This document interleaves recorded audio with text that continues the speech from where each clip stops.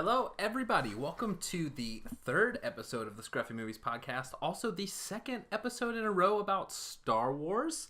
Last time we spoke about the original trilogy, and this time we are going to focus on a lot of the newer movies, the episodes 7 and 8, the spin-offs and everything. And this episode, actually, I'm very excited to get to because Crocker, like we mentioned last week, had not seen Solo up until last night. And I purposefully told him today and yesterday, don't tell me anything about it. I don't want to know what you thought. I don't want to know if you thought it was good or bad. I don't want to know about your character opinions, anything. I want to hear them right now on the podcast when we start recording. So we're going to get to that in just a little bit. First, we're going to get through some of the episodes 7 and 8 and just talk about what we thought about those. And then we're going to get to the spinoffs. Hopefully this is going to be around an hour. Crocker has a notebook pages full of things ready to go that he wants to talk about. You told me we were talking about Star Wars. So. Yeah, I know. So you took pages of notes. You got it ready to go. Mine, on the other hand, is like 4 little things under just notes that say 7, 8. So I guess we'll go ahead and get this episode popping with episode 7. So you're the one with the most notes. Why don't you go ahead and kick it off there, Crocker? Yeah, I think as far as the format goes, we'll sort of roll from 7 to 8 to Rogue One and then to Solo. So as far as 7 goes, what's the best way to put this?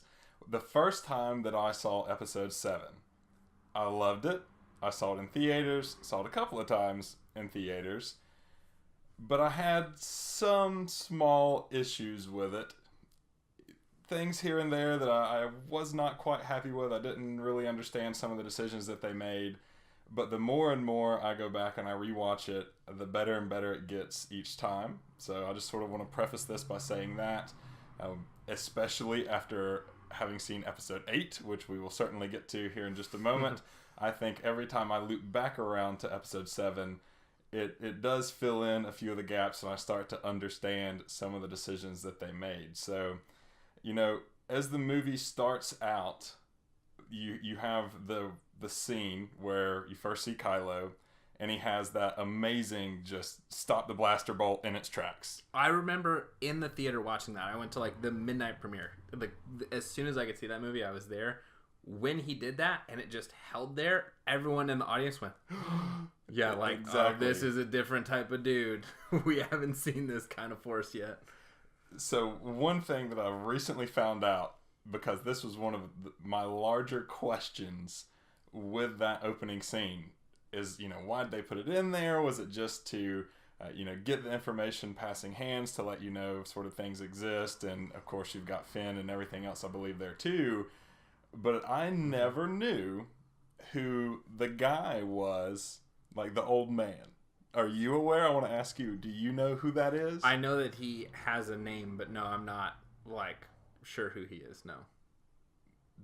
Del, I believe is his name, D-E-L. If not, it was if not Del, it was a partner of Del, but he was a character in Star Wars Battlefront, the video game. Oh my gosh. Yep. They went deep with that one. Mm-hmm. And that takes place, obviously, between episodes 6 and 7. Mm-hmm. And we're going to loop back around as we progress through this episode, talking about how I believe, at least, that we're now seeing a lot more use of, deep canon. Because those games are considered canon. Well, the first game's just multiplayer. The second game is the only one with the story mode. Are you talking about the new games that just came out? Yeah, it's the Star Wars Battlefront was the one that he was in. Well, probably Battlefront 2. That's the one with the story mode. Or maybe that's just like one of the main guys in the single player mode or something that you can play as. Yeah. In that, but the one with the story is Battlefront 2, and that does take place in between 6 and 7. Gotcha. Okay, well, it's probably Battlefront 2. I actually have not played that Star Wars game. Really fun. Is it? Battlefront 2, the story mode is awesome. And does it follow the story of a guy and a girl, and they eventually meet Luke? And yes and no. They meet the old characters, and it's actually pretty cool because then you get to play as those characters and do little side missions and stuff in this story. But I liked it a lot kind of. I do have my issues with that game as well. But I like the story mode because it was about like this elite trooper, basically like an assassin stormtrooper. And she starts to see like the Empire twists her mind and stuff. And so she goes to the Rebel Alliance. And then so it's her like turning on her friends and stuff and helping out the Rebel Alliance defeat the Empire. So it's cool, but it's also the same Star Wars story we've been seeing for a while of bad people go good. Everyone wants to join the Rebel Alliance, stuff like that. So yes and no. Gotcha. So that was sort of one of those just random facts that I picked up over the past 72 hours, and I felt like that was worth passing along. Before you move on, actually, that scene I saw, it was just a trivia. It could have just been some smarmy guy being like, haha, but it's cool if they actually thought about it this way. The first line of dialogue spoken in episode 7, which is the first live-action Star Wars movie we've gotten after the prequels, which were pretty divisive in fans, the first line of dialogue spoken is, "This should begin to make things right." Ooh. And people are saying like, oh yeah, I mean, he's talking to Poe in the scene, but also like, that's funny if the writers did that on purpose, and they're like, okay, this series should start to set things right for you guys. Right. So that's pretty funny. Well, the first line in the opening crawl is Luke Skywalker has vanished. Yeah. And I remember when I saw that, I sort of expected it, but at the same time, just reading those first 4 words really hit home. And then as the entire movie progresses and you get to the very last scene where she's holding out the lightsaber. Oh, and folks out there, if you haven't realized, this is going to be chock full of spoilers. So yes, and I feel not as bad about spoiling 7 or 8 or Rogue One, but we are also going to be spoiling Solo. Yep. Because there's a big twist in that movie that I really want to talk about. So this is definitely a spoiler cast if you don't want to get spoiled on any of these. Yeah, but that, I think that they accomplished their job as far as starting the movie with Luke Skywalker has vanished and all of the feelings that just rush over you at the very end of the movie when Rey reaches out with a lightsaber, and of course it cuts right then and there, and we'll get to 8 when we get to 8. But that progression in the movie, I'm happy with it. A lot of people sort of knocked on it because it seemed to be a mirror of some of the earlier films. I believe that I probably appreciate that more, and I actually like that decision. I would rather them have played it safe and done that than to go too far in one direction or the other and ultimately actually upset the fans. Right. There are a few things that I don't like, but should we pause on that? What are your thoughts just as a whole on episode 7? Funnily enough, you speaking on that, actually my first point on 7 is basically 4 retread. Yeah. So that is really funny that you stopped on that point. But kind of stepping back for a second, I love episode 7. It's the first Star Wars movie that I've seen in theaters being like Zach Wallace Star Wars fan. Not being like, I guess I'll go see episode 1. I guess I'll check out episode 3. This is Zach Wallace like, I can tell you that Lando Calrissian lives on Bespin in Cloud City. Like, I can go deep with it. So watching episode 7, I even remember turning to my friend as it was starting, and I was like, dude, feel my heart. And like, he felt my heart, and it was racing a mile a minute. Because in my head, all this was going down, and I was like, we're watching a new Star Wars. This is a new Star Wars movie. This is a new Star Wars movie. But I loved episode 7. I still love episode 7. I love the new characters. I love what they did with the old characters and have them return, where they kind of facilitate the story, but they aren't necessarily the main aspect of it.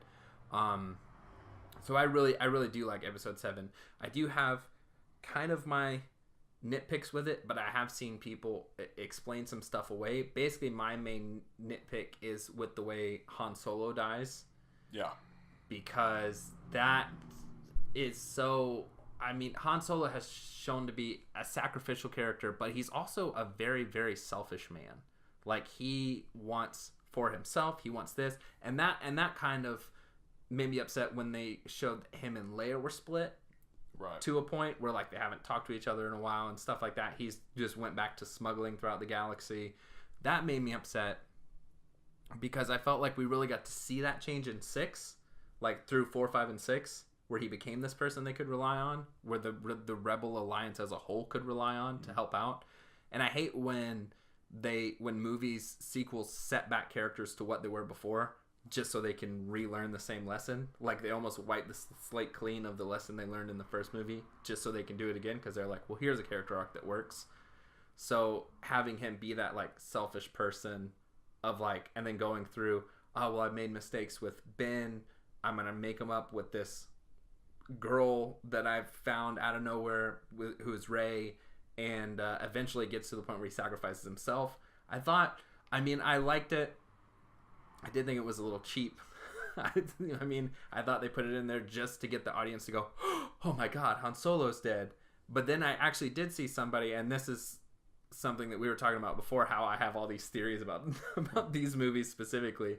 But somebody had mentioned, and now I am very likened to this theory of, you never see Kylo Ren push the button.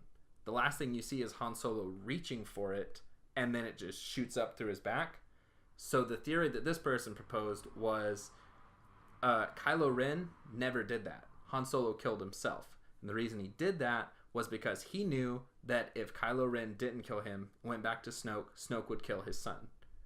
But if Kylo Ren did kill Han Solo, then that would be the light snuffed out of his body. He would be all dark side. There would be no coming back. So by Han killing himself, he saves his son's life, and also saves the light in him, which Leia had asked him to do right before he left. She's like, please save our son. And he did, technically. And so I think we're going to see that play out in 9 if this theory's true. Yeah, and then they build it up a lot, especially with Kylo, where he's ripped, on the inside. He's tore between the two, and I thought he's you meant in just pain. like ripped, like physical ripped. No. And I was like, yeah, dude, that shirtless scene in 8. Yeah, we'll get to that too. But no, they do build it up that he's he is distraught and in pain, and he thinks that killing his father will be the one thing that makes the pain go away. Right. But I'm with you there. The fact that Han dies a washed up, divorced, loser dad was not the way that I wanted to see Han go out. He really did not get any redemption for the most part. There was no heroic death to send him off with. And that's what I think, if this theory's true, that'll almost kind of retcon the fact that we're talking about it now, that he didn't have a heroic death, and that he had one of the most heroic deaths we've seen so far. But he sacrificed himself. The only way that we're ever going to know that, though, is if we get some type of a flashback, or if Kylo actually states it in the future movie. And then even then we would get a flashback. But I'm expecting, and we talked about this kind of in last episode, that they're going to show the gray Jedis.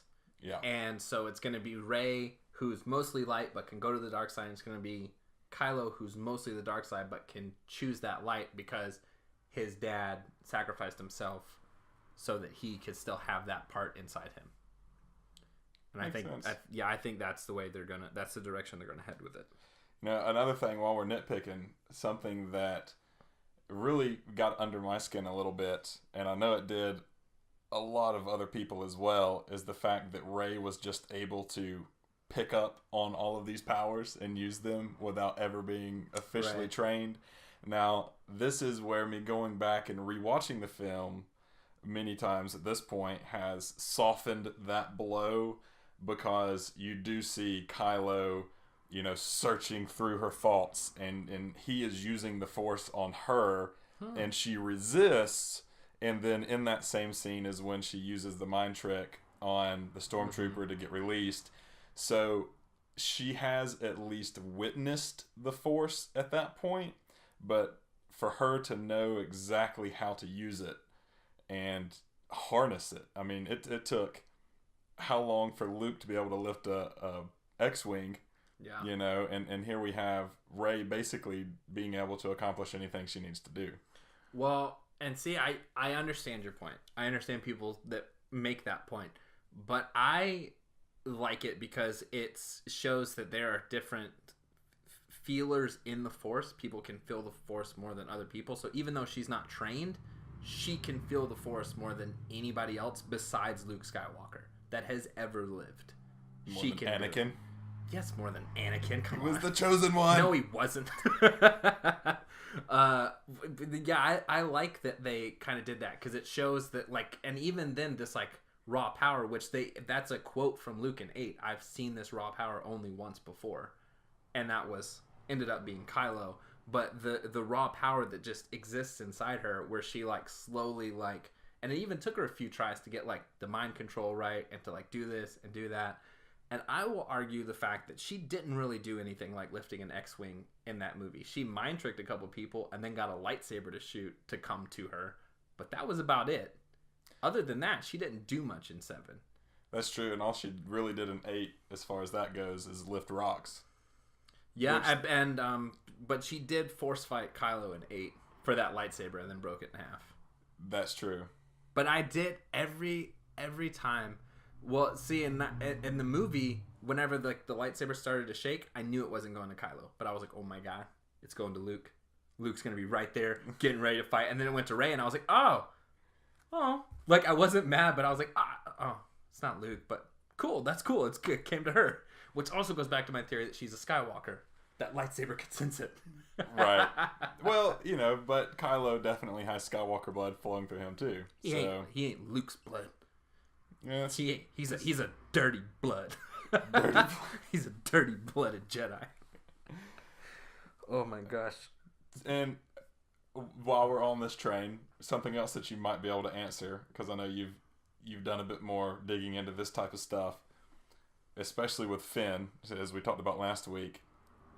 Why was a sanitation worker under control, or being controlled rather, by Phasma, like in her guard or in her troop outfit, on some random planet actually fighting? Because you never really get that story, and I believe that's probably why he actually turned, like, immediately right there, because they may have been setting that up to be like his first actual fight, first time he was in a war zone, and that's when he realized that he didn't want to be there, because he was just a sanitation worker before. But that was always a question I had, is if he was a sanitation worker, why was he actually out there fighting under what we think is probably the, one of the highest ranking officers? Right. And I mean, I think it goes back to everybody, all of the stormtroopers took me a while to get there. I just stuttering for like a minute and a half there. It takes, oh God, I went back to stuttering after I brought it up. All of the stormtroopers are trained to some extent. So I think maybe not even necessarily that they're like you're under this person's command, this person, stormtrooper by stormtrooper, but it's like, you 4 are a squad. When we call A squad, you guys, all 4 of you, come running. You 4 are a squad. When we call B squad, all 4 of you come running. And so even though, and they've set this up in now the new extended universe, where Finn trained with 3 other guys, which is what we talked about last week, where one of them dies. But he might have been part of that squad. They realized he wasn't such a great fighter. He wasn't whatever. So they're like, okay, you're sanitation. But then they're like, all right, J squad. And Finn's like, that's my squad. So he goes. So he's had that training, but he might just not be like the soldier dude ready to go. Gotcha. But when they call a squad, he's got to come running. Do you have anything good or bad to say in particular about episode 7, as far as actors, actresses, anything like that? I like episode 7. I actually love the characters in episode 7. I love that Rey, this is the point that we literally just talked about. I love that Rey was able to just pick up the Force like that, because it shows how powerful she is with it. But he's probably one of my favorite characters in the entire Star Wars franchise, but it's Finn. Because it's just a dude who was just a random stormtrooper, and he saw his buddy die, and he's like, hey guys, I just saw my buddy die. He's like, I'm breaking you out because I can't stay here anymore. He doesn't, when he breaks out, doesn't care anything about becoming a rebel. Does not care one bit. But he does instantaneously start to kill all of his other brethren, though. Like, as soon as they hop in the TIE fighter, okay, he's blowing everybody up. If I throw 2 guns on the ground right now, and I pick up one and point it at you, you're not telling me you're not going to pick up the other one and point it at me just in case? I'm just saying. So when all his dudes start running at him, shooting at him, he's like, well, they're shooting at me. Bang, bang, bang. And also, he was never a big part of that Stormtrooper force, I feel like. And that could even talk to his sanitation work. He was more outside of his squad. Right. He was more not in the training or anything. So when that stuff starts popping off, he's like, I got to get out of here. I don't want to do any of this. But that's what I ended up really liking about his character. He did not want to join the Rebel Alliance.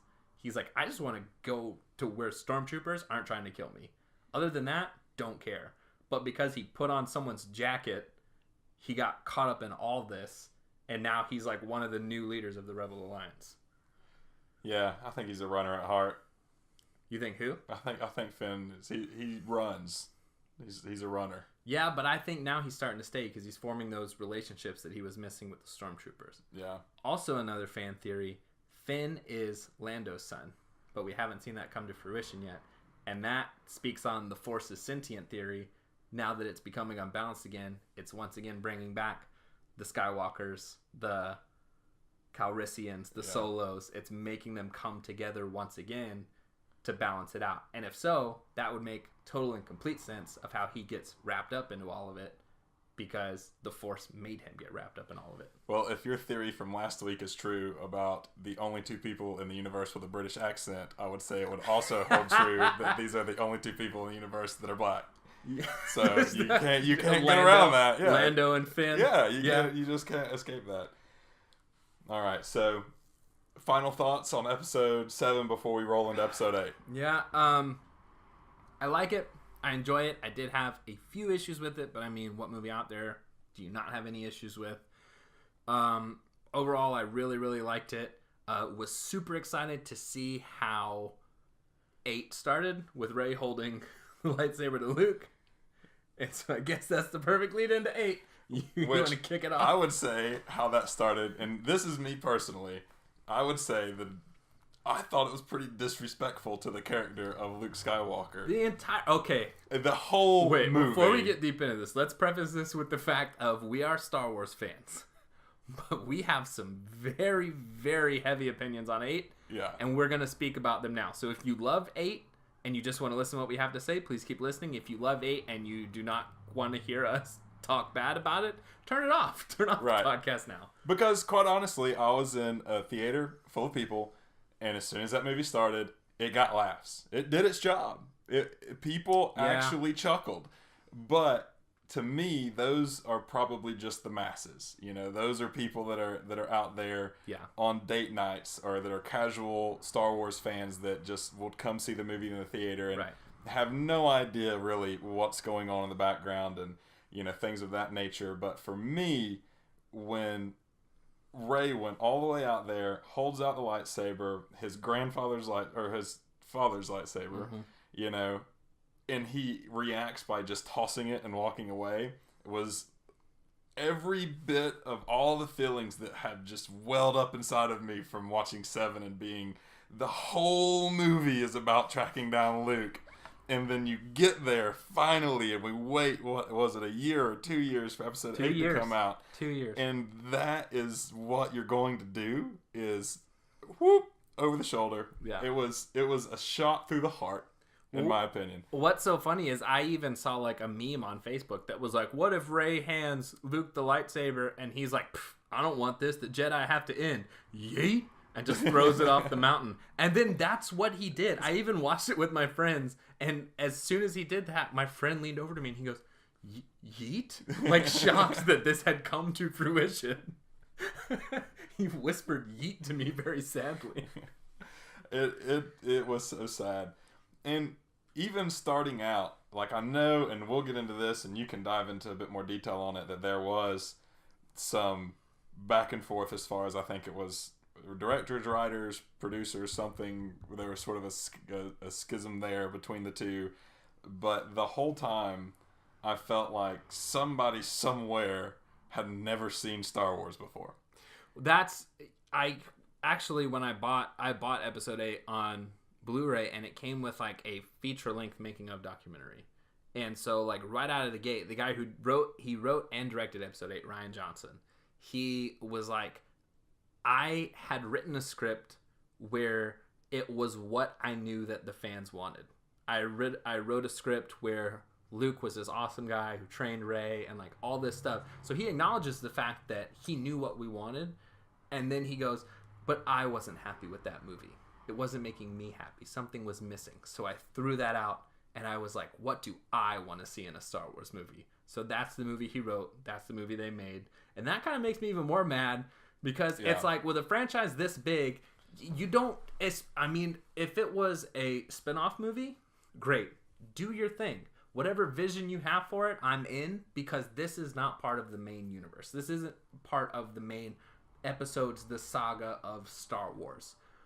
But when you know what fans want to see, and you instead just go, psh, I'm doing what I want to do anyway, then that's kind of a slap in the face to the people who've been fans of this for 40 years at this point. I mean, I've only been a fan since like late 2000, and I was upset with it. Imagine the people who grew up, who like went to see it in 1977 in theaters, and now watching this, they're like, well, that sucks. And that type of, same thing with that is the name that always comes up is Kathleen Kennedy. That's correct, right? Yeah, she's the new head over Lucasfilm. Yes. And I believe she was the one that said in an interview relatively recently that she believes she owes nothing to the Star Wars fans. And that, I remember you telling me that, and that just like blew my mind. Yeah. Because I was like, how do you not understand that you owe everything to the fans? There would be no Lucasfilm today if fans weren't crazy about Star Wars when it came out. Yeah.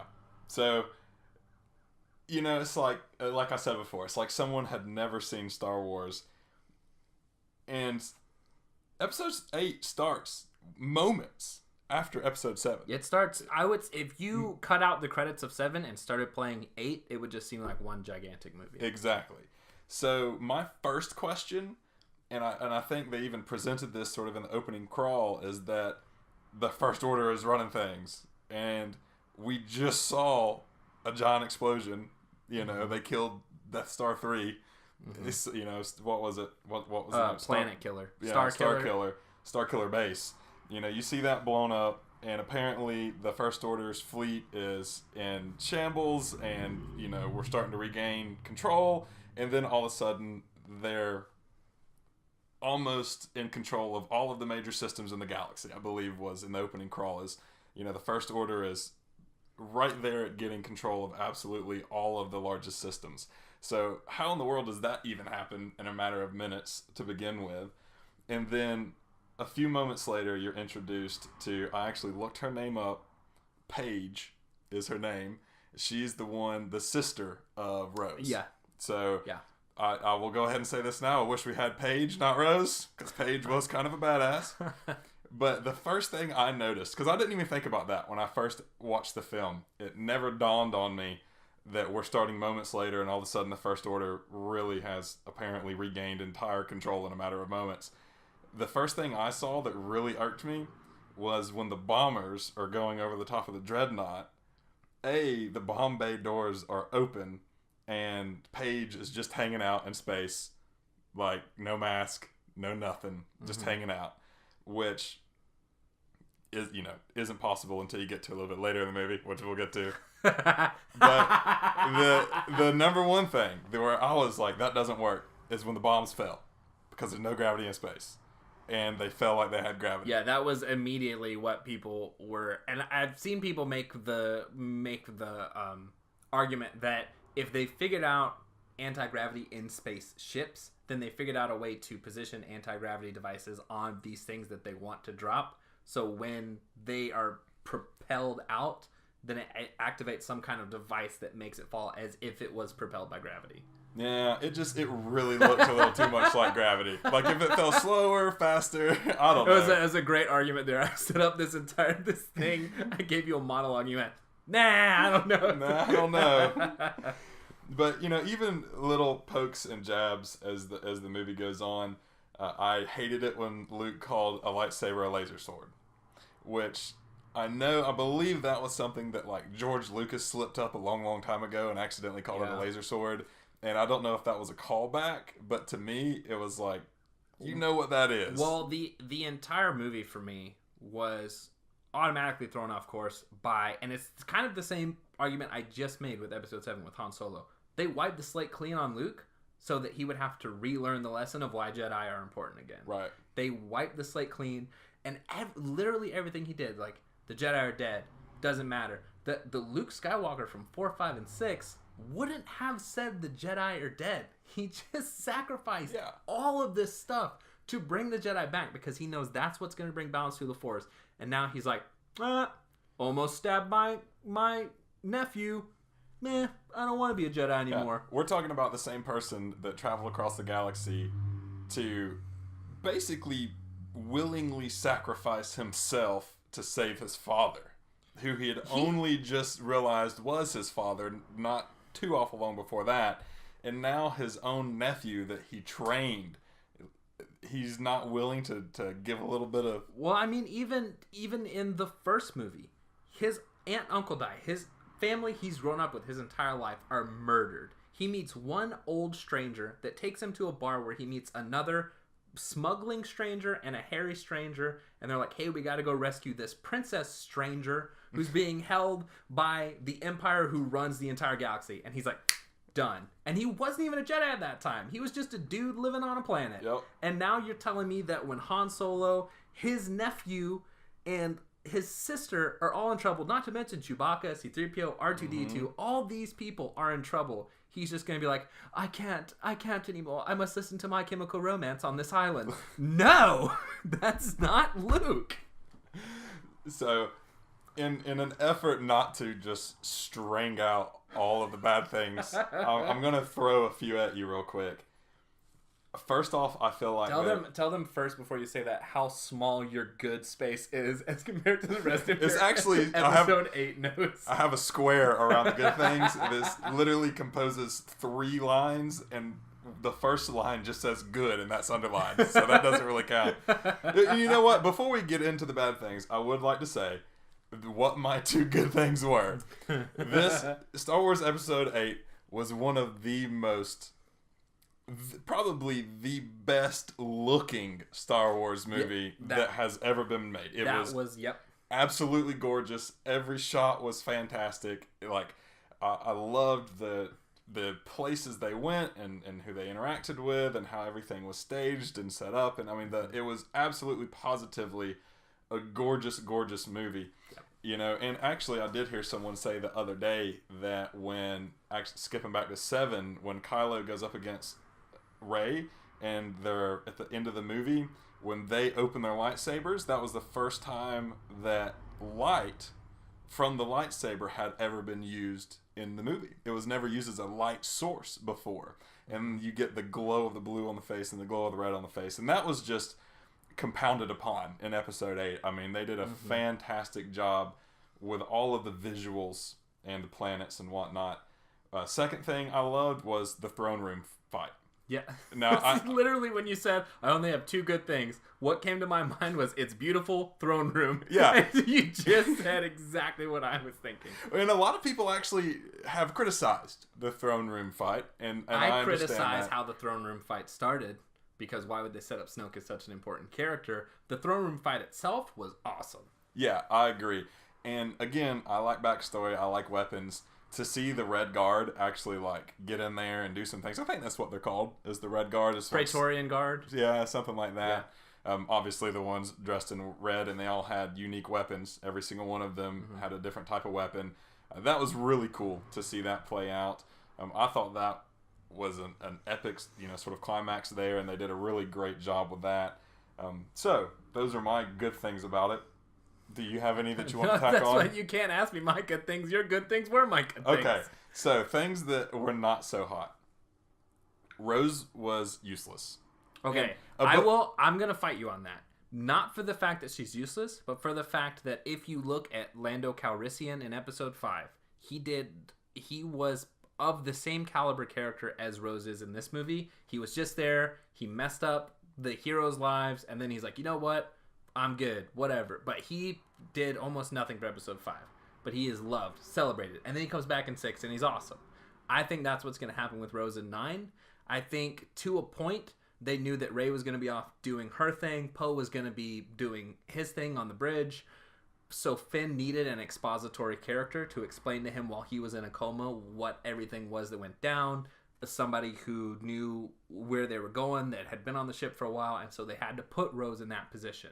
And that sucks when you have characters in that position. Because, no, you could take her out and the movie works exactly the same. But Finn has no idea. He goes and he's like going to find Rey. He doesn't know where Rey's at. And then Poe comes in and like talks to him about stuff. But still, he needs that person on the inside that's like, yeah, I know where they're going. They're going here. Because once they lose communication with that main ship, when the Empire's just chasing them until they run out of fuel, once they lose communication, they don't know. If Rose wasn't there, Finn would have never showed up. So they needed an expository character. I like Rose. I do agree that she did not do anything in 8. But I like Rose the character. And I feel like if they give her something important to do in 9, she could become the new kind of Lando of this series. I think that after Finn meets Rose and they have their moment and figure out the thing about the tracker and bond a little bit, at that point, totally useless. Totally useless. She serves no purpose. I know you're agreeing with me on that, yeah. And I see what you're saying about Lando, and that it does serve as just a plot point. It serves to right. push forward the plot, right. You know. I get that. But, and even talking about what you're saying there with them leaving and whatnot, let's just bring this back for a moment and talk about the fact that we're in the middle of a slow speed battle in space. We're in the slowest high speed chase of all time. Yes. That to me was like, how did that ever make it past, you know, the editor or the writer's room or however you want to say it? So apparently, we have all of the biggest, most badass ships that are available to the First Order that are chasing down what I think they said 3 or 4 ships total that the Resistance had left that are apparently progressing fast enough that to stay ahead, and that the barrages wouldn't do anything because of their shields. But they're running out of fuel. But the First Order ships couldn't send out some TIE fighters. They couldn't send a ship to zap ahead using, warp speed, which we have, or light speed. I feel like there were 1,000 things they could have done, the First Order could have done. I feel like if Snoke really wanted to, he could have held that entire ship still in the air until they arrived at it. They were just so, that was the most ridiculous thing ever, A. And B, then you have this giant split where I almost feel like there's 2 movies going on. You've got that scene happening, and then you've got Rey and Luke doing their thing. And then I had a big problem with those scenes because literally every time it went back to the island, I was like, ugh. I'll take Finn and Rose riding space horses over this. This is ridiculous. Because every scene was another 5-minute scene of Rey going, train me. And Luke going, nah. Right. And that was every scene. But they stretched it out for 5 minutes. So every time it come back to the island, I was like, oh my God. Yeah. That, and again, they just did Luke so wrong. Yeah, they did. And that's probably one of the reasons why when they did cut back to the island, I was like, no, I don't like that. And, another thing, while we're talking about the island, one of the sort of where I could just sense that there was discomfort or disagreements in how this movie was being made is that when you're watching all of the island scenes, you get about halfway through them before you're ever introduced to these caretakers. Yeah. And then all of a sudden the caretakers are everywhere, dozens of them, and they're serving comedic purposes where, when Leia cuts the rock in half and it falls on their little cart and they sort of get onto her when she shoots the blaster through the wall and things like that. It's like, you can't just go from Luke being a hermit all by himself on an island and Rey arriving there, and you've got Chewie walking around and all of this other stuff is happening. And then all of a sudden you're just introducing these characters as if they've been there, the entire time.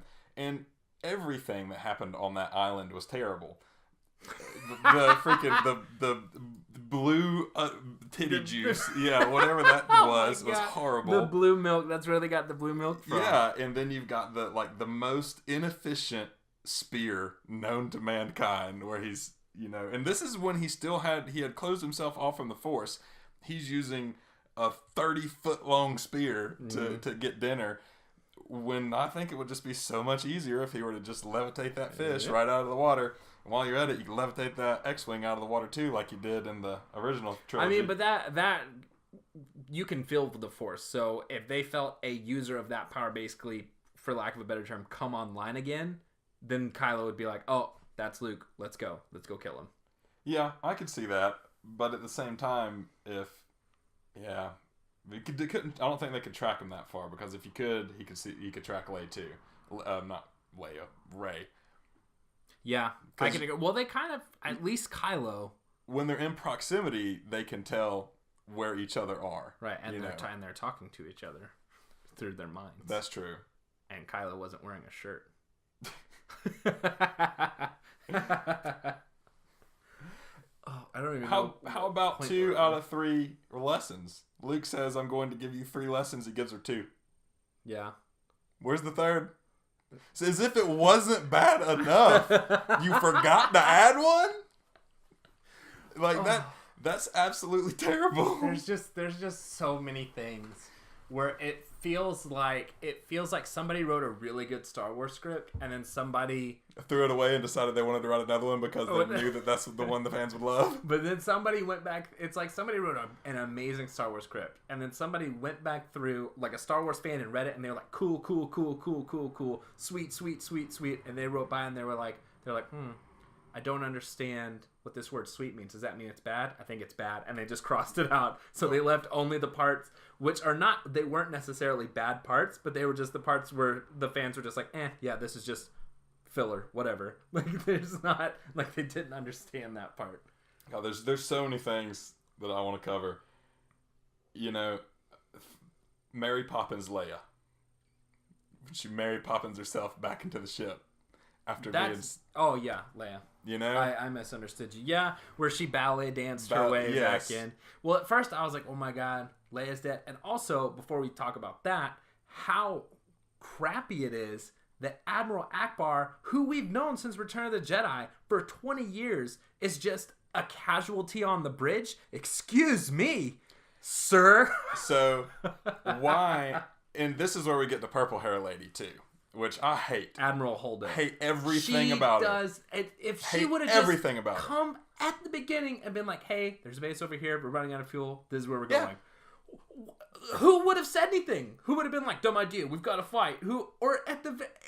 That whole thing would have culminated in the same aspect it did, which is Poe and his little crew running away and then being like, oh, this is what we're doing. Sweet. Except it would have happened in a span of 10 minutes instead of over the course of a 2.5-hour movie. Yeah, exactly. And I'm getting hot. Me too. Getting hot about it. I think, again, she was just put in there.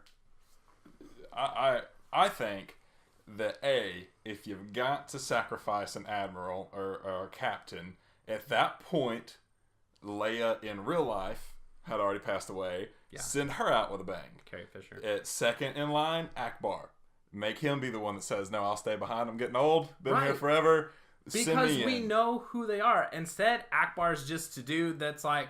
And even I was like, oh, well, they didn't show Akbar die, which is a lot of my measurement in movies. If somebody important dies, they'll show you die.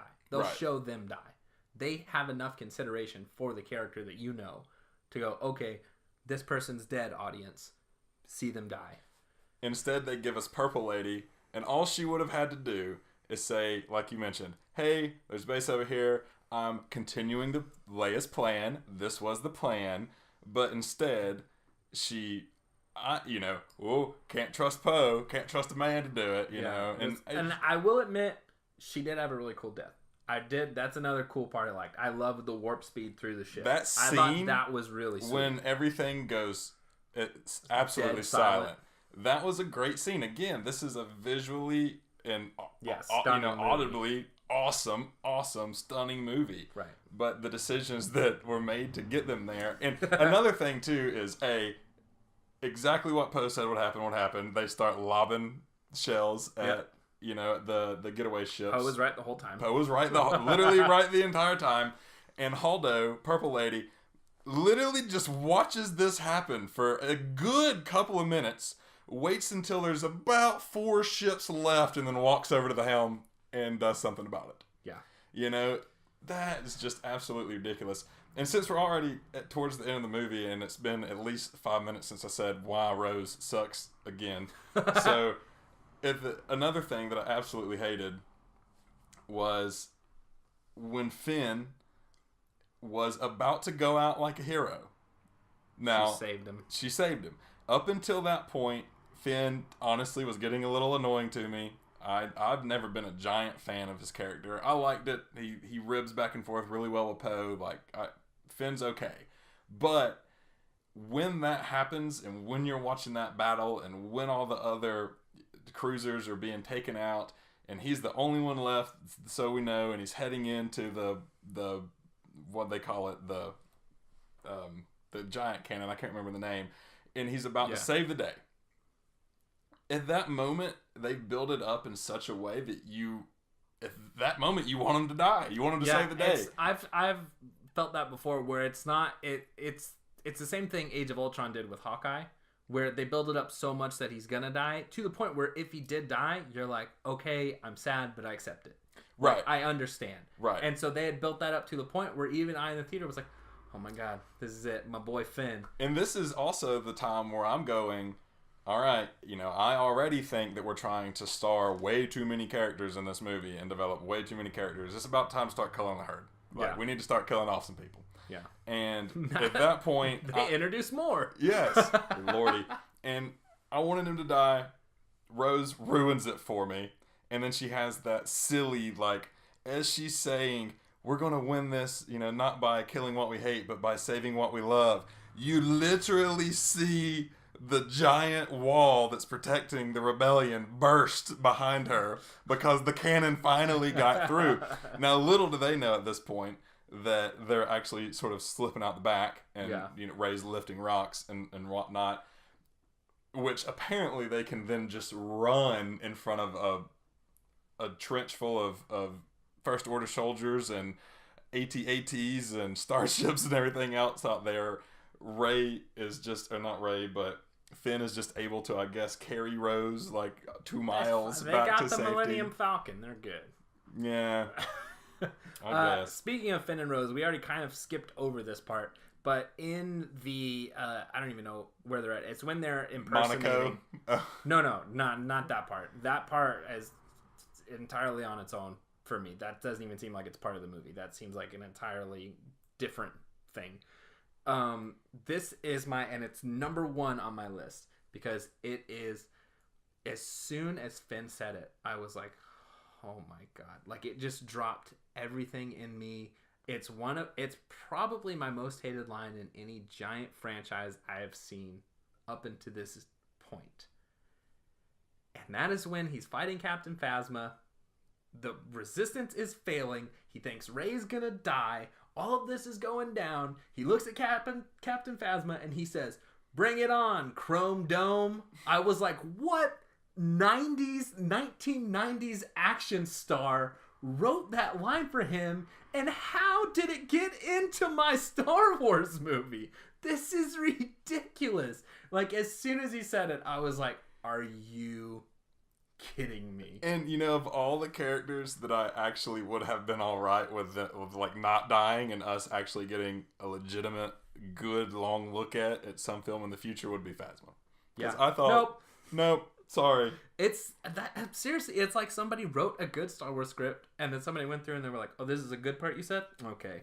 People take that out. Were like, we loved BB-8 and we loved Chewbacca from 7. We know they're still alive, and it wouldn't be hard to put them in a really cool plot. And they're like, great, Chewbacca plays with birds, BB-8 comes in one scene. And we're like, what? Wait, what? Why? Well, since we mentioned it, let's talk about Monaco. the Monaco Yeah, scene. you talk about Monaco. I feel like I don't even. It's the same thing as the midichlorians from last time. I don't even want to grace Monaco with a discussion because I know. Then it verifies it's in the movie It for me. to me is just the pinnacle of why I hate Rose. Okay, because like I understand, I get it. She comes from a planet that was ravaged by the First Order and they enslaved her people and that type of stuff, and she's looking down at the children and she's trying to explain this to Finn, and you really start to kind of feel a bit more about who she is and what she does. But really at the end of the day, that entire scene and that entire part of the film, even after they steal the ship with the Codebreaker, is all about animal cruelty and rich people are bad. Yeah. And same thing with Purple Lady. When you start talking about like, oh, can't trust men, those are things that do not belong in the Star Wars universe. You can take those and put them aside, as far as I'm concerned, in my opinion. Now, a good director would find a way to make a point, make a statement, it be awesome, it play in very well, which has happened since the beginning of film. They always have a bit of social commentary, but when you put characters in for no other reason than to make a point for the sake of making a point because you can, that have nothing to do with the rest of the movie or the rest of the universe, that's where you absolutely 100% lose me.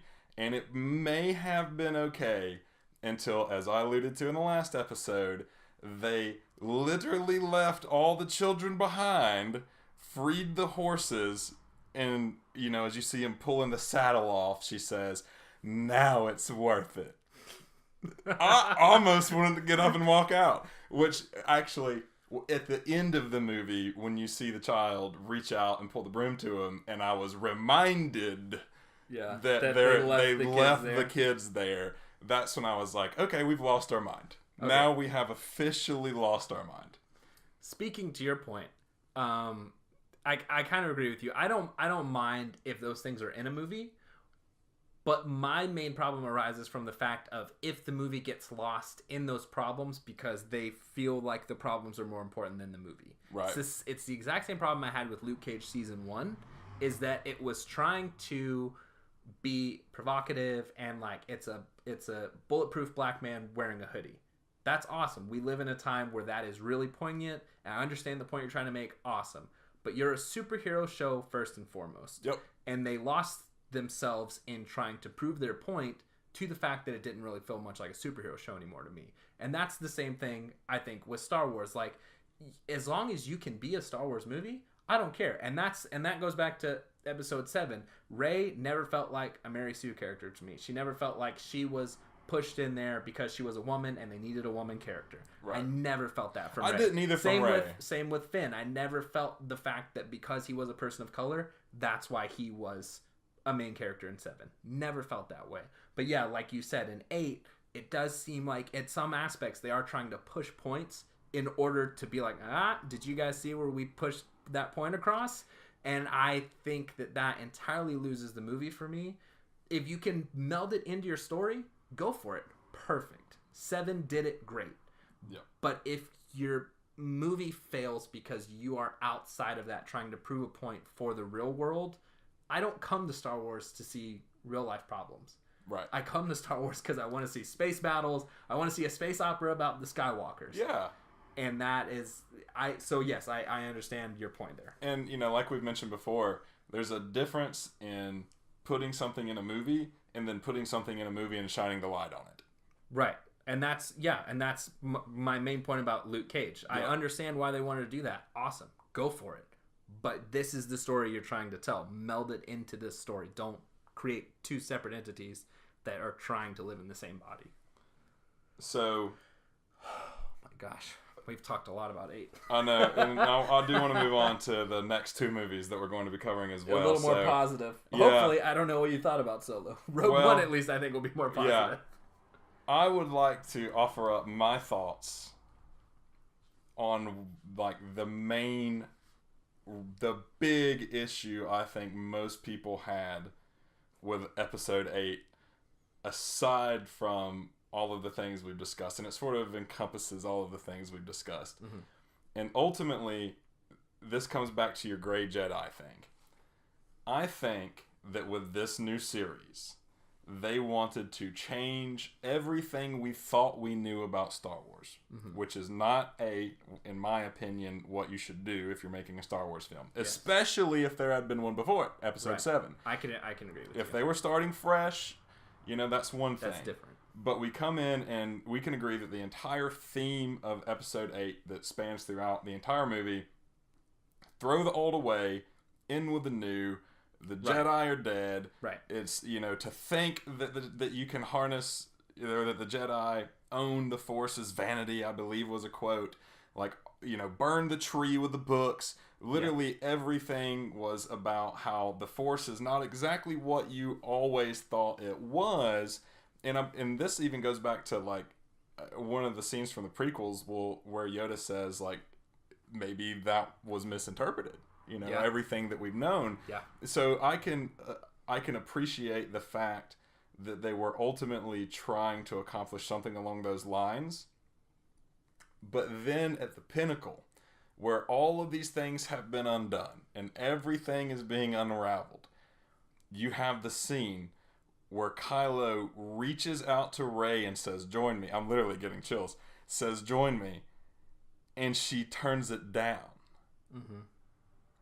If she would have reached out, grabbed his hand, into the movie, everything's changed, everything's flipped on its head, this is nothing that we've ever expected or expected to see, then I would have been much more accepting to that if it sort of led up to and actually went through with just that major of a change.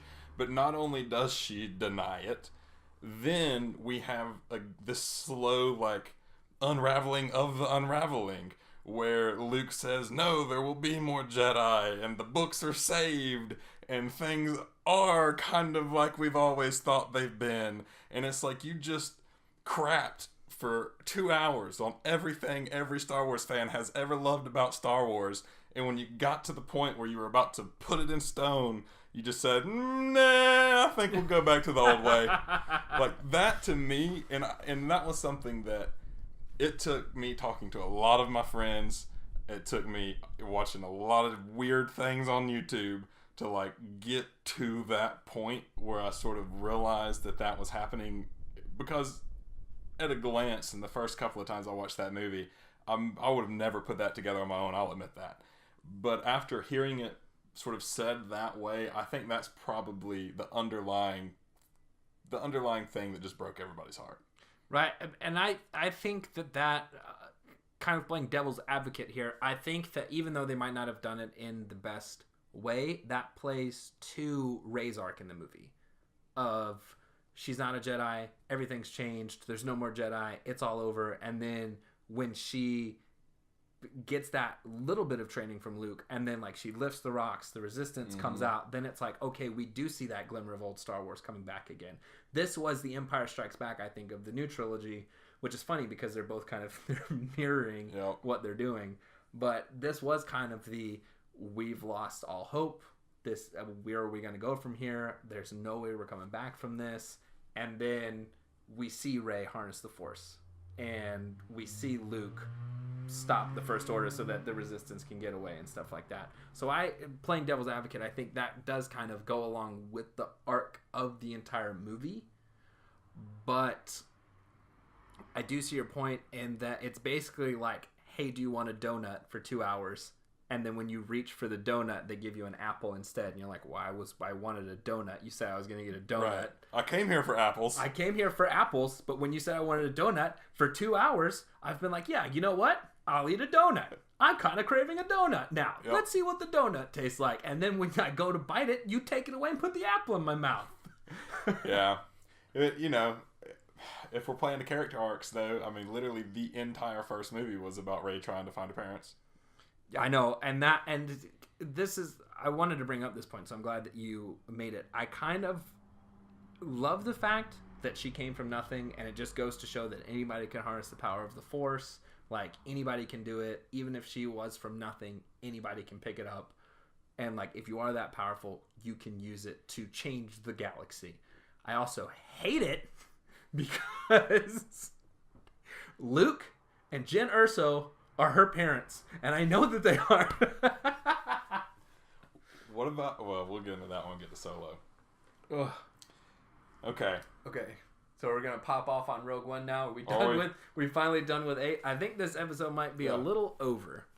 8 was. It looked great. 8 looked fantastic. The most beautiful Star Wars movie to date. 100%. Looked beautiful. Rogue One and Solo. I will both, as far as just my overall thoughts, this is kind of what I'll say. I went into those movies not expecting what I expect from a saga numbered Star Wars movie. Right. When an episode of Star Wars comes out, the bar is way, way, way, way higher than the bar that I had set for these movies.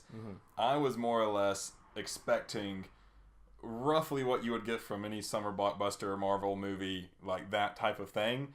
And I think both of them delivered and exceeded that. Yes, I agree. 100%.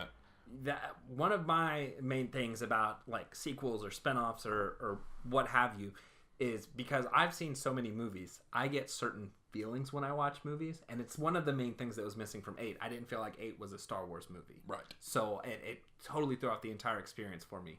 Watching Rogue One and Solo, I was like, feelings there. Star Wars movie. And that's, that is one of my popular rebuttals when people talk about the prequels. Is you gotta admit, at least they feel like Star Wars. It 100% feels like Star Wars. Yep, I agree with you. Whether or not you like the story, it's a Star Wars movie. Yeah. Whatever you think of it, it's Star Wars. So Rogue One, favorite droid ever. K2SO. K2 was awesome. By far, probably my favorite character. No, he was my second favorite character in that movie. Who was your first? The blind guy.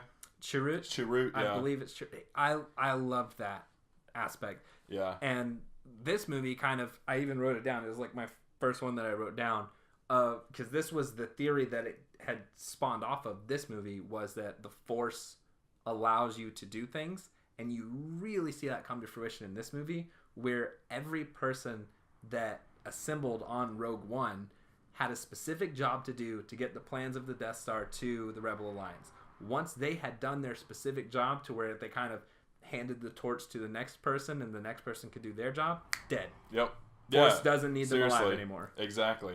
And also, the whole time I was watching this movie, I was like, she got that kyber crystal. Yeah, now you're thinking about it. Polluted my brain. Exactly. I mean, even if that doesn't come, I'm sure they'll undo it in 9 or whatever if they show who Rey's parents actually are or whatever they do. But for now, it's a pretty neat fan theory to come up with. Yeah, I think so. I loved two of my favorite things about this movie were that they did bring Tarkin back, which I think the CG was good, not great. I think the CG on him was really good. I think the CG on Leia could have used some work. Which is funny because at that moment when they shot that, Carrie Fisher was the one who was still alive. Right. So they totally could have used her, maybe like de-age some stuff. So that's funny. Yeah. I really love that. I love the Vader scene. I mean, love the Vader scene. That gave me what I was hoping it would give me. Like, I've always wanted to see Vader do something like that. And now, it wasn't for very long. He surely, wasn't a movie about him and that type of stuff. But to see him walk through the hallway and just ripping everybody apart, I thought was absolutely fantastic. Yes, that was amazing. I also was not expecting a full force, space battle in this movie. Right. I thought it was going to be ground troops, ground level. And then they're like, oh, these guys are out here. They said their plan's working. We got to go help them. And then it's like a 25-minute space battle. It was awesome. And there are actually some new cool ships and stuff introduced too. Yes. When they call in the Hammerhead. At first I was like, what is that? Which very well could have existed long before that movie, but then to see it in action moments later, you were like, I get it, Hammerhead. I also love the fact that they went out of their way to make sure that this movie looked like it came out when Episode 4 came out. Right. Like it had the same when ships would fly by. They actually went back and used models like how they did in 4 and moved models across the thing. Oh, wow. They didn't do it with CG. Like the same thing with like the technology and stuff. They went deep into it to make sure it looked like it came out when episode 4 was coming out. I never knew that. That's really interesting. And I really appreciated that they did that fact. That's somebody who's seen Star Wars that knows what we want to see. Exactly. You know, I loved the ragtag crew assembled. Yes. You know, there were a few sort of plot holes and things like that were forgivable. Again, this is like how I was expecting like any other Marvel movie, right? Or any other sort You're of really hurting my feelings by comparing like bad movies to Marvel movies. Well, no, that's what I'm saying is it's not a bad movie. Like there were a few things that I was willing to look past. Like the so conveniently placed like transmitter, rooftop transmitter. It's the Force, man. Little things like that, and I still am not necessarily sure why they wanted to kill her father so bad. Like I knew he's obviously a sympathizer, and he's obviously a smart man that's really helping out. But when you're looking through a sniper rifle scope and you're looking at generals, and if it wasn't Tarkin, it was the other fella there with a white coat instead. What was his name? I don't know. I know who you you're know talking about. Yeah. You know, if it wasn't Ben Mendelsohn is his name in real life. Right. When you're looking through the scope and it's like really, really smart dude or Major General. Yeah. And it's like you pick the really, really smart guy. That just didn't make any sense to me. And then you've got the one guy that's like making the call on the fly where they're like, we either bail now or we go through with it. And he's like, no, proceed with the mission. And then you get the Alliance coming in to like help out and really squash them. Like I don't feel like that was set up enough for me to like really understand why the hatred was so strong there. You know, I think a lot of it was coming from the fact that they didn't necessarily know he was on their side. They thought of him as like, oh yeah, he was on the rebel side, but then he went back to the Empire, which they didn't get the full story. They didn't know that Major General came down and scooped him up from that planet until Jen's like, that's my dad. They kidnapped him or whatever. He's on our side. Yeah. He's trying to help and like all this stuff. So that could maybe spawn from that fact. But speaking of trying to kill that dude, I have a love-hate relationship with the main guy in this movie, Cassian. Yeah. Because I love the fact that they showed that there is a character who helped out do all this stuff that is not all good. He shot a dude in the first 15 minutes, scene. Because the guy gave him his information. Pop. He's like, oh my God, you killed these stormtroopers, I'll never escape. And he's like, okay, there you go. Mm-hmm. And so I like that they kind of did that. I also hate that they did that. Because, or I mean, at the very least, have somebody else in the movie that's also of that caliber. Because out of the whole ragtag crew, he's the only really like bad dude, right? Who could be called a bad guy who kills innocent people. Everybody else is like a good dude, cool guy. You know, I wish that we would have gotten to see more of Saul. Yeah, I loved Saul Guerrero. He actually popped up in Star Wars Rebels, and Forrest Whitaker voiced him again. So that was really cool. Yeah, I'd heard someone mention that if you really dig him, you should go check that out. Yeah. I bet. I kind of feel like what's the best way to say this? I feel like he could have gotten out if he really wanted to, and they were just like, we got to kill this guy at some point, and now is as good a time as ever. Yeah. Like, I really wish that he would have progressed through the movie a little bit more. The more days Forrest Whitaker stays on set, the more we got to pay him. How about just 2 or 3 days there, Forrest? Yeah, exactly. Probably, like, the number one thing that I definitely want to mention about this, because this is a theory of my own, which I'm sure has either been proven or disproven by now. Surely it has been. But I wonder if Sharut, the blind guy, that's how, his name is Sharut, I believe. Mm-hmm. If not, it's spelled very similar to that. I think he is of the race, the Star Wars race, the Miraluka, Miraluka, which were a playable species in at least a couple of the Star Wars games, the old Star Wars, like SWTOR, which is how I'm even familiar with them. Mm-hmm. If I'm correct in this, their backstory is that they are a species of force-sensitive people. And they are blind. All of them are blind. Now, in most of the games, they wear a decorative veil or a hat or something along those lines to sort of cover their eyes, which he doesn't, and that's cool, whatever. But that's sort of their trademark, is that they are very Force sensitive because they see through the Force. And he insinuates a lot that he can see through the Force. Yeah. So I really, really, really wonder if he is of that species or if he is just a creation specifically for this movie, because that was one of my favorites to play as in the games. I saw something when that movie was coming out, and I wish I could recall their exact name, but there was an order of people who protected the Jedi temples, and so they were not Force sensitive. They couldn't feel the Force or anything like that, but they believed in it so much so that they dedicated their lives to making sure that the Jedi temples stayed there and that they were ready for the Jedi when they needed them, stuff like that. And they basically worshipped to the Force. And from what I've read, he is one of those guys. But because there's no more Jedi temple to protect, he's basically just walking around like has nothing, a homeless despot now that's traversing the galaxy with his best friend Baze. Yeah. Baze Malbus. Baze was awesome too. I loved you got a blind guy, a heavy gunner, a pilot, it's literally like there was one of each class when you started to play a video game. Exactly. And you and all your buddies are playing, and you're like, I'm gonna be the assassin. You're like, cool, I'm gonna be the Force user. Yeah, I loved it. I absolutely loved it. Yeah, I thought it was really good. Yeah, I enjoyed Rogue One a lot. I think the story of the Mira Luca is that their home planet had a red star, so it didn't produce enough light for them to be able to see, and that's just through evolution and whatnot. You get there. So yeah, love the movie. It was great. Best droid ever.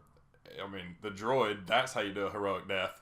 Yes, that was plain awesome. and simple. I mean, that was fantastic. I could argue that all of them were heroic deaths. Yes, every single one. Yep. And I also kind of love that fact, because it felt like Star Wars, but I was like, whoa, this is a different Star Wars movie than we've ever seen before. Yeah. They're killing everybody. This is crazy. Like, it's not like Episode 8 where someone just comes in at the last second, grabs them, and they're like, you don't have to die for this. They were like, planet explodes. Yeah. You completed your mission, planet explodes. It's gritty, like when they show ships landing and it's like a violent, storm of dust and everything, sort of like actually in the beginning of Episode 8. Whereas traditionally, it's just a beautiful landing sequence.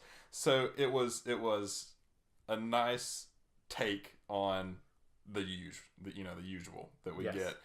A nice take being the key word there. I enjoyed it. I enjoyed it a lot more than I thought I was going to. Yep. It was very good. Okay, so we're gonna move to the coup de grace. Yep. I'm super excited. So initial thoughts, loved it. I've only seen it once. I saw it. I mean, I finished watching it last night at 11:30, went straight to bed. So I haven't really had a whole lot of time to sit and think about it and really go back through it. I always like to watch them a couple of times in pretty short order, just so that I can get all the bits and bobs and details in. But I absolutely loved it. There were some things in there that irked me a little bit, like any movie. The last name scene in the beginning, where it's some random, all right, Solo. Like if only that officer would have looked at him, said, "What's your last name?" And Han had been the one that sort of thought, "Well, I'm all by myself, Solo." Like if he were to have been the one that came up with that, then I would have been much more forgiving. Even I think if he would have gone the route of saying his actual last name, even to they hadn't explained it up to that point, but if he was like Han Solo, or something, and just makes it up so that the Empire can't track him down. Yeah, totally cool. And I would just think that how many last names has this guy made up? Yeah, is Solo does he always just throw that one out? Does he keep that in his back pocket? When Anakin's dad actually came to that planet, he's like, "Yes, my name is Thomas Landrunner," and he's like, "Lame, your name's Skywalker now." Right. This guy has secretly been informing the entire franchise for as long as we've known it. I loved a lot of the early scenes with Woody Harrelson. I thought those were great. Yeah. As far as the train robbery and That was really nice. I like that the Star Wars franchise is starting to take risks now with their spin-off movies, kind of like how Marvel's doing with a lot of their movies. Like Ant-Man is a heist superhero movie. Right. Han Solo is a heist Star Wars movie. Yep. Rogue One is a gritty war Star Wars movie. Mm-hmm. So I like that they're having these spin-offs come out so they can begin to take risks with the franchise. And I think that paid off really well in Solo. At least I think it took a little while to get into. I didn't necessarily care about Han joining the Empire or like how he got his last name, anything like that. Once the crew was assembled with Woody Harrelson, all those dudes, I was in. Like and once they started like the first train takedown, I was like, cool, let's go. I'm in. And much like we were talking about Saul dying too soon, Forearms, loved him, loved everything about him, hated to see him go. Yeah. And I don't think they gave the other girl her due either. She was just kind of there again to sort of push the plot forward a little bit. Yeah, I mean she really did have to push the plot along though, because if she didn't die, then there would be no reason for like the third act turn or much of anything like that. That's true. Lando, I thought was great. He did fantastic. I love Donald Glover, but even like capturing just like the little things that Billy D. Williams did, like the way he smiled and like kind of the way he talked and like the way he moved, I was like, that's like Han. I had a little trouble buying until the end when he became kind of the more like cocky, like sure of himself Han, and I thought that's when that kid really came into his own as Han Solo. But as soon as I saw Donald Glover Lando, I was like, oh yeah, that's Lando. Yeah. Sweet. It was so. Gosh, how do I put this? Lando and Han both, those two characters they were not trying to impersonate the originals. They were that character themselves. And that, I think, is really what sold it. Like, some of Lando's facial expressions and things of that nature, are right back to what you expect from the originals. Really, really love that. Now, I gotta say it. They did Lando so wrong with the robot relationship. The robot lover. Okay. Lando, let's not get this confused. Lando is the most suave person in the entire galaxy. Yeah. And to use that on a bot, a fembot, is what I started calling her. Like, that drove me a little crazy. Now, okay, hearkening back to the conversation we had a minute ago, as far as just like putting, making points for the sake of making political points in movies and whatnot. In the beginning, when the bot was first introduced, LC, was that the name? Yeah, LC? I believe so. I was like, ooh, I'm not sure where this is going. But, I mean, it was kind of funny. And it was done decently well. That's what I'm talking about. As soon as you brought that up, I was thinking to myself, well, I think they did it really good in Solo. Yeah. Because they made it a point in the movie. They're like, this is her character. This is the reason everything starts going wrong. It's because she can't look past this. It's really funny. They handle it really well. But they still make that point of like, oh, this is a real life problem that we can relate back to, that we needed to handle. And her like accidental like liberation of all the bots. Like, I thought it was great. Now, I think they may have pushed it a little too far. I probably would have preferred for them to dial it back. That's no lie. Definitely would have preferred for them to dial it back. But then to see that she really doesn't last that long, and it kind of makes sense that they drove it home when they did, is because she goes out actually relatively quick. Yeah. I was okay with it. I was ultimately okay with that. That was probably my biggest hesitation about the film going into it, is that I knew it was coming. You can't do that to Lando, and I think they did him. I think ultimately they did him wrong by even putting that in there. But if you gotta have it, I'll let it slide. I'll let it slide just because the fact that, hey man, he's in his 20s. It's like he's experimenting. He's in his college years, man. Oh, dude, he already has a closet full of capes, bro. He knows what he likes. But yeah, overall, yeah, I would say Solo really surprised me. I think that Alden Ehrenreich is his name, who played Han Solo in this movie. I think that it took him a little bit through the movie, and that's probably because they were developing Han in the movie. But I felt like it took me a little bit to be like, okay, you're Han Solo now. Right. But like at the very end, when he's like, I've got 20 men in that ship, and if you think they're not going to come out here right now, you're wrong, and you're all dead. And then it just flew away. I was like, Han Solo. Yep. I was like, they got it. 100%. Yep. That is Han Solo. Absolutely. And that was an interesting sort of end to, you know, getting down to that point where ultimately through one of my favorite things about the film was seeing the Falcon take shape to the shape we all know. Right. About. Yeah, because when they first introduced it, I was like, huh. I was like, they must change it or something. Looks a little too teardroppy, a little too much fresh paint. Like the inside's real nice, you know. And then as the movie progresses, they jettison the pod, which when they're going through the Kessel Run, you know, I'd always wanted to see that. Great, good on them. But the Munster was a little much. I think taking a detour through a cloudy area where you have rocks the size of planets smashing into each other in a giant black hole that's been known to swallow anything that comes near is probably enough. You don't need to toss in a giant space monster too. Yeah. But you know what? It was only on screen for 15 seconds. Again, I'll sort of let that one go by. But that's sort of where they jettison the pod, and then you get the fork on the front end that is the more classic shape.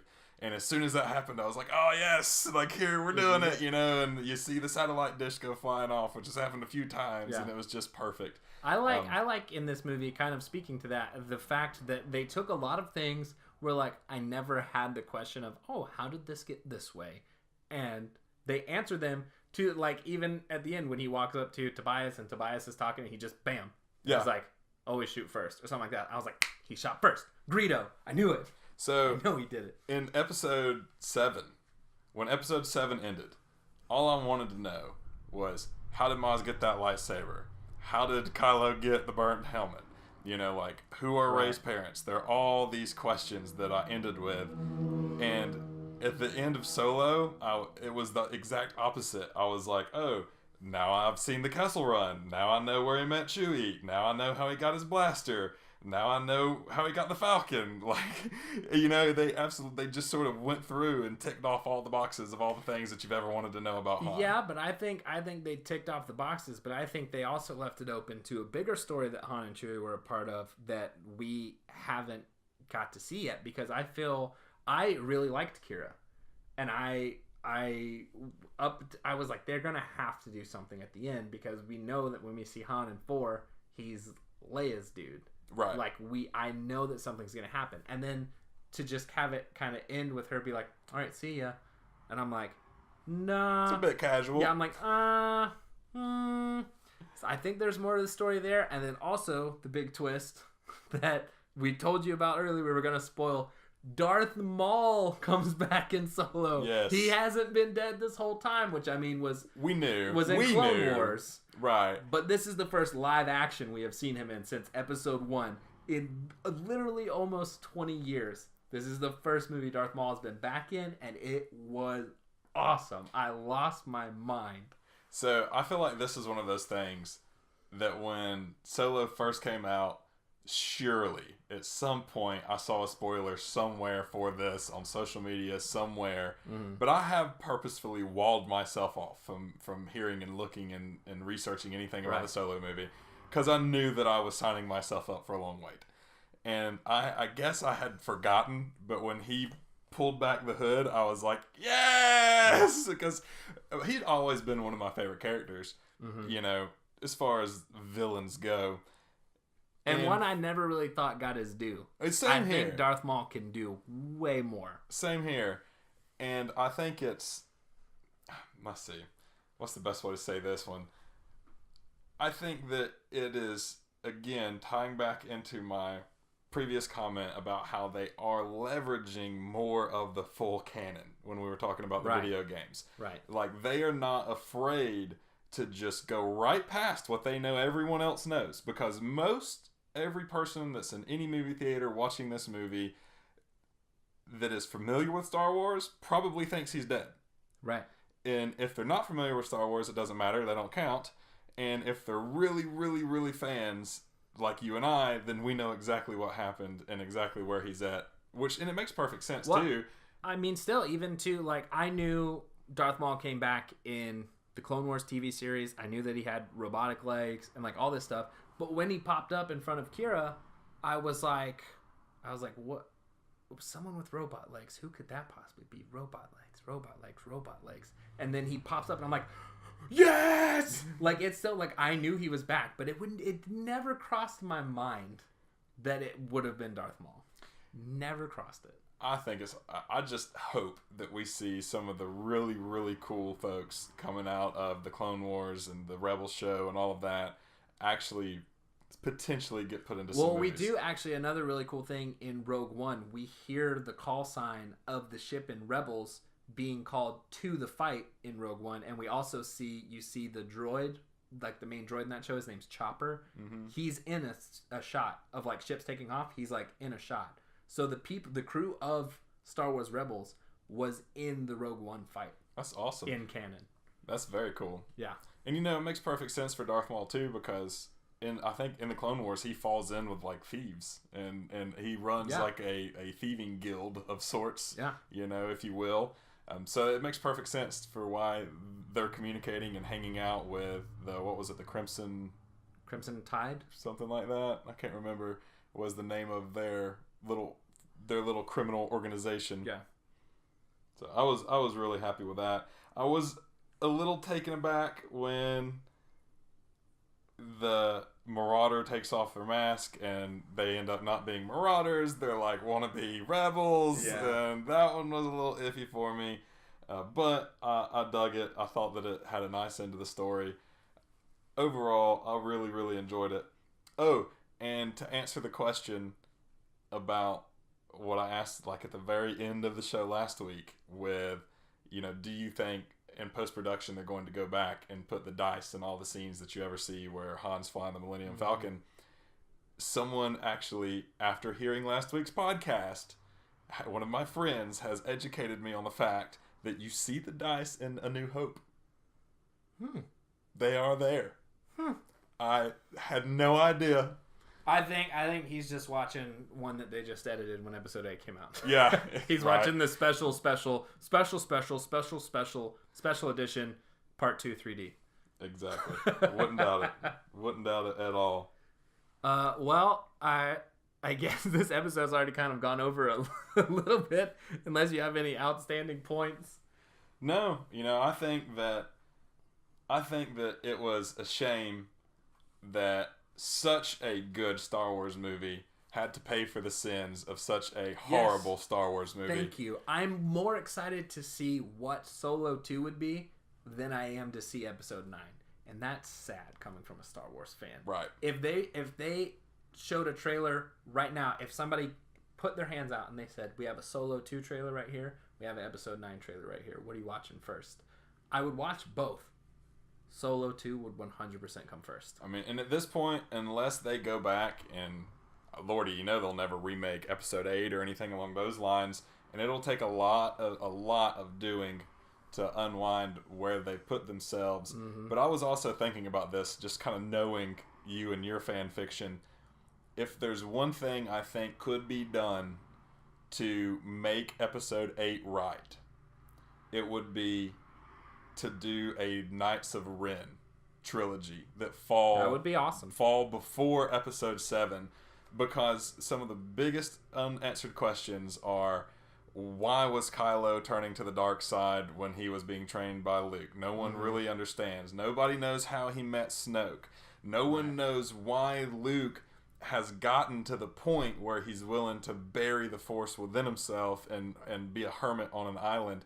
And if you did a proper 3-movie trilogy where you got Mark Hamill and everybody back and actually did it legitimate, where you tell the story of how they got into this predicament, and then 7 comes along to build the characters that then, would ultimately go into 8 and be the answers to everything that happened in my Knights of Ren trilogy. Because it would also be very cool to see the Knights of Ren. Yes, I think. I agree. I think that would be awesome. I also think that we're probably going to get a lot of those questions answered in Episode 9, because if it goes the way I think it will, it might. I mean, after Episode 8, it might totally go. Who knows? I like that J.J. Abrams is back for 9. I like that they were like, oh, okay, so we do owe the fans something. And they're like, hey, JJ, they like 7. Why don't you come back and let's finish this off? Yeah. We made a mistake with 8. So I like that they're kind of correcting their mistakes. Hopefully 9 comes out and it just blows our minds. It could even pay off 8 to the point where now where people watch it, they're like, whoa, 7, 8, 9 together. Amazing story. Right. So, I mean, this is all speculation right now. Hopefully it does. Hopefully that comes out. I'm excited for future spin-off movies. If they ever decide to do one again, apparently now they're all on hold because of the way Solo turned out, which sucks because that's technically the way that 8 turned out. And a lot of people didn't see Solo because of 8. And I really think that if people saw Solo, they'd be like, oh, cool, Star Wars. I like this one. Give me more of this. But unfortunately, they just didn't do that. So I don't know if we're ever going to see a Solo 2. I'm sure we're going to see another spin-off movie at some point. I don't know when it's coming or what it's going to be. But I am excited for everything. Me too. Me too. We can only go up from here. Yeah, that's very true. That is very, very true. And still, as much as we talked about episode 8, I would watch episode 8 over like episode 2 any day. Nope. No? Way. I've been telling you, we haven't had an episode on the prequels, but I love them.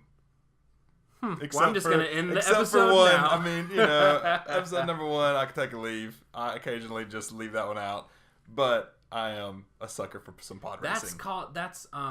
I don't know if you've ever seen this. It's Patton Oswalt, I believe. It's called like the Hatchet Order of Star Wars. And it's if you do a Star Wars marathon, you watch 4, 5, and then at 5 when Darth Vader reveals that he's Anakin's father, you go back. You skip 1 entirely, don't watch 1. You watch 2 and 3, and then you watch 6 to see the payoff of now you've seen Luke's story, now you've seen Anakin's story. Watch it pay off together.